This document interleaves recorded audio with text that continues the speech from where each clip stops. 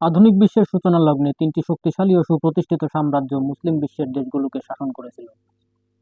এই তিনটি সাম্রাজ্য হলো উসমানীয় সাম্রাজ্য, সাফাভিদ সাম্রাজ্য ও মুঘল সাম্রাজ্য। এই তিনটি সাম্রাজ্যকে একসাথে বারুদ সাম্রাজ্য বা গান পাউডার এম্পায়ার্স বলা হয়। 1935 সালের পূর্বে ইরান বহির্বিশ্বে পারস্য নামে পরিচিত ছিল। এই পারস্য বা ইরানকে দীর্ঘ 200 বছরেরও অধিক সময় ধরে শাসন করেছিল সাফাভিদ রাজবংশ। এই সাফাভিদ রাজবংশ ছিল শিয়া ধর্মমতাবলম্বী। এই রাজবংশের প্রথম রাজা ছিলেন প্রথম ইসমাইল। প্রথম ইসমাইল দ্বাদশী শিয়া মতবাদকে ইরানের রাষ্ট্রধর্ম হিসেবে প্রতিষ্ঠা করে। সাফাভিদ রাজবংশের পর ইরানকে শাসন করেছিল কাজার রাজবংশ। কাজার রাজবংশ 1785 সাল থেকে 1925 সাল পর্যন্ত ইরানকে শাসন করেছিল। কাজার রাজবংশের শাসনামলে 1906 সালে কাজার রাজবংশের বিরুদ্ধে ইরানি জনগণের একটি সশস্ত্র বিপ্লব হয়েছিল। সেই বিপ্লবের মাধ্যমে ইরানের জনগণ কাজার রাজবংশকে একটি সংবিধান প্রণয়ন এবং সেই সংবিধান মেনে দেশ শাসন করতে বাধ্য করে। তাছাড়া 1906 সালে সেই বিপ্লবের আরও দুটি বড় সাফল্য হলো ইরানে একটি আইনসভা প্রতিষ্ঠা করা হয় এবং রাষ্ট্রধর্ম হিসাবে ইসলামকে বহাল রেখেই সংখ্যালঘুদের অধিকার সুসংহত করা হয়। তবে শেষ পর্যন্ত কাজার রাজবংশের বিরুদ্ধে ইরানি জনগণের এই বিপ্লবটি ব্যর্থ হয়, কারণ কাজার রাজবংশের শাসকরাই ধর্মীয় নেতাদেরকে রাজনৈতিক ক্ষমতা প্রদান করেছিলেন। প্রথম বিশ্বযুদ্ধ পরপর এই কাজার রাজবংশের শাসনামলেই ইরান সহ মধ্যপ্রাচ্যের অনেক দেশেই অল্প কিছু তেলের খনি আবিষ্কৃত হয়।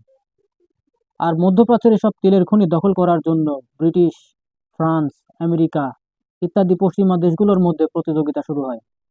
এমনকি তেলের বাজার দখল করার জন্য ব্রিটিশরা প্রতিষ্ঠা করে অ্যাংলো ইরানিয়ান অয়েল কোম্পানি, যা পরবর্তীতে ব্রিটিশ পেট্রোলিয়াম নাম ধারণ করে। ব্রিটিশদের এসব কোম্পানি পরিচালিত হতো মূলত ব্রিটিশ গোয়েন্দা সংস্থা কর্তৃক। তখন ইরানের তেলের খনি দখল করার জন্য ব্রিটিশরা কাজার রাজবংশের বিরুদ্ধে একটি ষড়যন্ত্র আটে। ফলস্বরূপ 1925 সালে কাজার রাজবংশের পতন ঘটে এবং পাহলভী রাজবংশের উত্থান হয়। সময়টি 1925 সাল।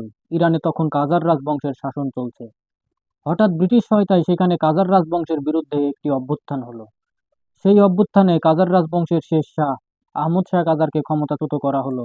ক্ষমতায় বসানো হলো ব্রিটিশ অনুগত রেজা শাহ পাহলভীকে। কাজার রাজবংশের পতনের পর রেজা শাহ পাহলভীর নেতৃত্বে ইরানে পাহলভী রাজবংশের শাসন শুরু হয়। এই পাহলভী রাজবংশ ছিল চরমভাবে ব্রিটিশ অনুগত। 1935 সালে রেজা শাহ দেশের নাম পরিবর্তন করে পারস্য থেকে ইরান নামকরণ করেন।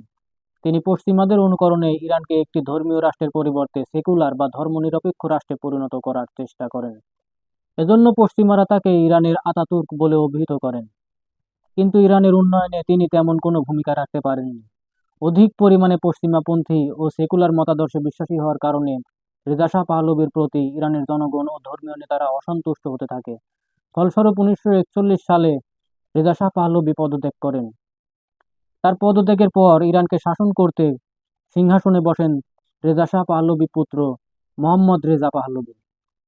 তার শাসনামলে ইরানের ভূখণ্ডে প্রচুর পরিমাণে তেলের খনি আবিষ্কৃত হয়, কিন্তু মোহাম্মদ রেজা পাহলভী তেলের মতো মূল্যবান ইরানের সব জাতীয় সম্পদ ব্রিটিশ মালিকানায় রেখে বিলাসবহুল জীবনযাপনে ব্যস্ত হয়ে পড়ে।